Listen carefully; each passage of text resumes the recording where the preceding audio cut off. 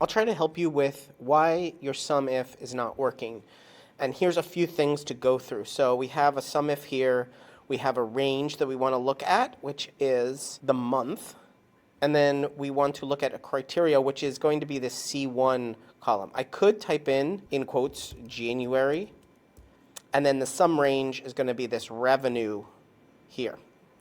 Okay, so that actually does resolve, but there are some issues you may be having.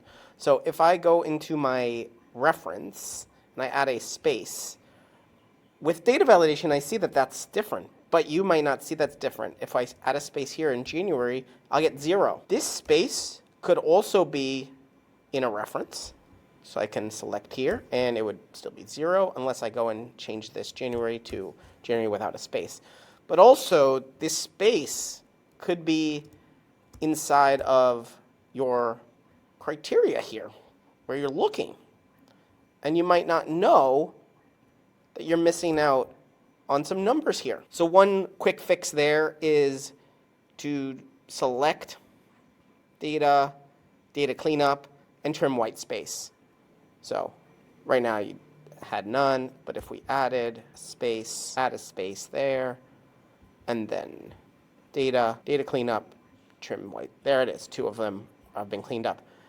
But even to prevent or rather see this issue before it happens, make sure you have some data validation. This is a dropdown. That is a data validation. That's a type of data validation. Make sure you have that. Okay, another issue is that you've mixed up your range and your sum range. So get those correct. And what I actually like to do instead of using sum is I will use Sumifs, because the sum range is the first one. So I'm like, oh, I want to sum this up, comma. What's my criteria range? It's going to be this C. What's my criteria? It's going to be whatever's in C1. This makes sense to me and may make sense to you. And I won't get those wrong every single time. For some reason, SUMIF is reversed. You have to look at what is the range you're looking at, then pick the criteria that you want to sift by or filter by, and then the sum range. So I like to think of it as SUMIF will give you the if first, then the sum, but SUMIFs will actually look at the sum, and then you can select the ifs. So that's a fun little heuristic to think about. Common mistake too is that your number just isn't right. Like, it just looks weird, and it might be because you've combined different numbers here. We have a percentage and numbers here. So take a look at exactly the number. Also, one weird thing is sometimes it looks like a number, but it is formatted as text. So what you need to do is select the cells, go up to format, number, and actually select a number here as the format. That is like one of those weirdest things I've ever seen in Google Sheets, where like if everything looks fine, you're getting the wrong number, you get no error, but like it's the wrong number. Check that.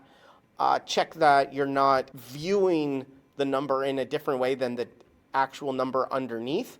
So percentages will do that to you. Sometimes it'll say 5%, but in actuality it's in the data. So make sure your formatting is correct. And also make sure your ranges are the same size. So if I do like G4 and C here with C:C, you see that's my error. And it'll say array arguments to SUMIFs are of different size. So if you see that phrase, they're different sizes, just check that you actually have the same exact range size, like the same number of columns, same number of rows in both of these.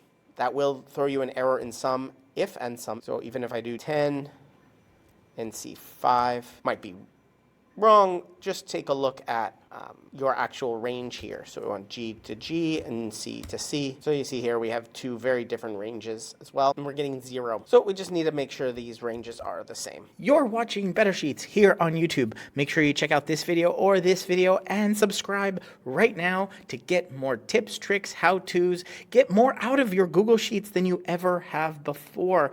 I'm excited to be making a ton more videos here. Ask me questions down in the comments and I will answer them in future videos. videos. But for right now, right here, one of these videos is going to be your next Google Sheet.